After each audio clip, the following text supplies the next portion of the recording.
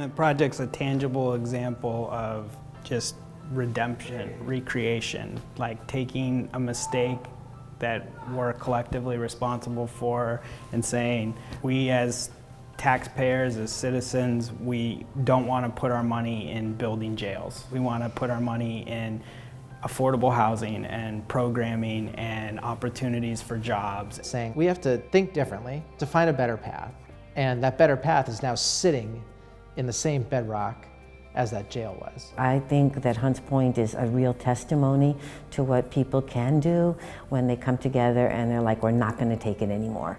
So the project is really the transformation of what used to be a youth detention facility into a 5-acre mixed-use development. It's got a 50,000 square foot light industrial facility, 740 units of affordable housing, about 45,000 square feet of open space, probably 100,000 square feet of community facility and retail space. Every time when someone speaks about Hunts Point, they always refer to the Spofford detention facility. It just cast a giant shadow over the neighborhood. Just its being here, I think, probably impacted the way people thought of themselves and where they could end up.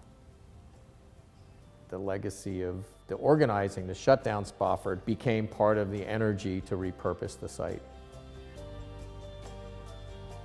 In 2016, The Point, Mothers on the Move, and a couple of other small groups started hosting planning events with EDC to say, what could the future of this building bring? We all just had a conversation around tables about what do people see here as the vision. So imagine you as a resident sitting and talking to a prospective developer about what your needs are. It had to do a lot on the front end with healing.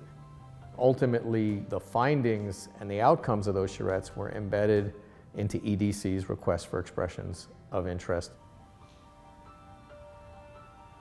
It was really exciting to us to see The Point Urban Health Plan as sort of community sponsors and ensuring that this was a project that a lot of community residents would support. This was a team that was really, Hunts Point centric, Bronx centric. The MOUs for possible tenants were all Bronx businesses. The whole team had set up the project for success. It was teeing up the project with the local tenants that had come out for support, our nonprofit partners. It made it so it sold itself. Even in the design, it was a part of ensuring that this space felt like still part of the community, not something that's gated and cut off from the rest. What should go on those ground floor spaces? How would that light industrial building get designed? That really grew out of the conversations that we had with our partners and then the people that they brought together.